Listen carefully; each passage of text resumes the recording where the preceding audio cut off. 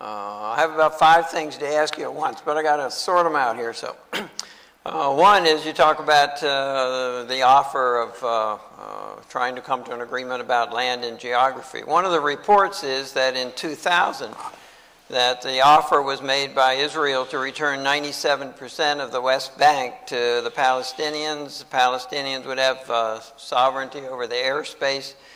And some Arab neighborhoods of Jerusalem would be incorporated into Palestine. And the compromise was that refugees could only return to Israel with Israeli consent. And the story is, and I believe that President Clinton and others have told this story, is that Arafat turned that down, and there was shock that he turned it down. Why wasn't this a good offer in line with what you've just talked about? Well, with all due respect to what you mentioned there, I don't think this is an accurate reflection of what really happened at Camp David. I was involved directly in the negotiations at the time. These, the myths of Camp David, we call them. And the Israelis did make an offer. It was Israeli Prime Minister Ehud Barak at the time, and his offer was more generous than previous Israeli offers.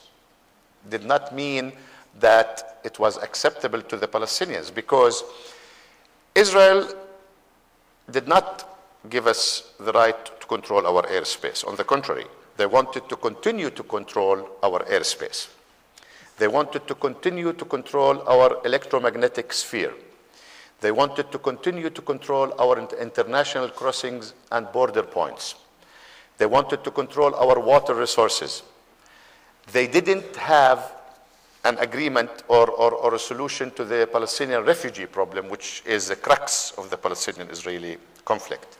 On the issue of territory, they were willing to exchange land at the ratio of 1 to 9.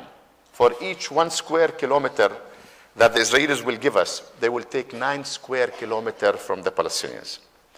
And Jerusalem's status was not well defined. So what we hear about Camp David, unfortunately, is not accurate. And unfortunately, US officials who were present at the negotiations did not tell exactly what happened at Camp David 2000. The Palestinians are in need of peace. We are the party who is suffering the most from the lack of peace. We are the people who are under occupation.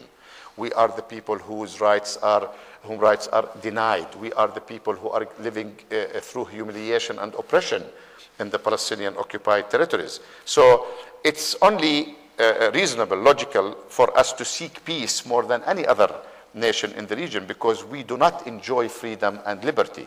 And if that offer was satisfactory enough to meet our concerns and demands, I don't think that our leadership would have turned that offer down.